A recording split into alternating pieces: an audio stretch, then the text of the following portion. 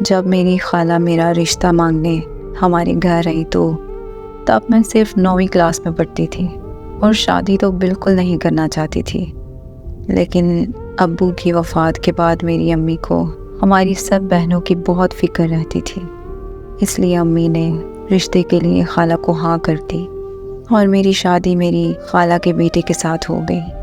شادی کے کچھ ہی مہینوں کے بعد میرے سسرال والوں کی مجھ سے لڑائی شروع ہو گئی۔ ساس اور سسر مجھے بات بات پر تانے دینے لگے، یہاں تک کہ میرے شوہر کا بھی رویہ میرے ساتھ بدلنے لگ گیا تھا۔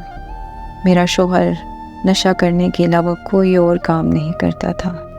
شام کو جب وہ نشہ کر کے گھر آتا تو مجھے خوب گالیاں دیتا، یہاں تک کہ وہ مجھے مارنے اور پیٹنے لگا تھا، لیکن میں سب برداشت کرتی جا رہی تھی، کیونکہ ہماری پرورش ہی ایسے خاندان میں ہوئی ہے جہاں ایک عورت کو یہ سب برداشت کرنا پڑتا ہے۔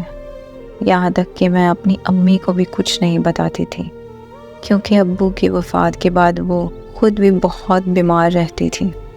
ان لڑائی جھگڑوں کو چلتے چلتے 1 سال سے زیادہ کا وقت ہو چکا تھا۔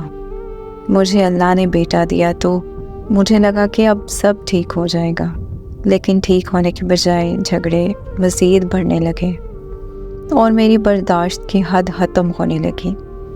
بات مجھے گالی گلوچ دینے یا مارنے کی حد تک ہوتی تو میں شاید برداشت کر بھی لیتی، لیکن وہ لوگ میرے ماں باپ کو برا بھلا کہنے لگے اور انہیں گالیاں بھی دینے لگ گئے تھے۔ ایک عورت اپنے سسرال والوں کا ہر ظلم برداشت کر لیتی ہے، لیکن وہ اپنے ماں باپ کے خلاف ایک لفظ برداشت نہیں کرتی۔ ایک رات میری لڑائی چل رہی تھی، میرے سسرال والوں نے میرے ماں باپ کو بہت گالیاں دی، مجھ سے برداشت نہ ہوا تو میں نے بھی آگے سے اچھی خاصی سنا دی، جس کی وجہ سے میرے شوہر اور سسر نے مجھے چھت سے دھکا دے دیا۔ مجھے یاد ہے وہ رات جب میں خون میں لت پت پڑی تھی اور کسی ایک کو بھی مجھ پر ترس نہیں آ رہا تھا۔ تب میری ماں آ کر مجھے ہاسپٹل لے گئی۔ میں تو بچ گئی، لیکن میرے پیٹ میں جو بچہ تھا وہ نہیں بچ پایا۔ اس رات کے بعد مجھے ان سے ایسی نفرت ہوئی کہ میں کبھی دوبارہ اس گھر میں نہیں گئی۔ میرا شوہر مجھے طلاق نہیں دے رہا تھا تو میں نے عدالت میں کیس کر کے اس سے خلا لے لیا۔ خلا لینے کے بعد اسے احساس ہوا کہ اس نے میرے ساتھ کتنا غلط کیا۔ اب وہ بہت پچھتا رہا ہے اور مجھ سے معافی کا طلبگار ہے۔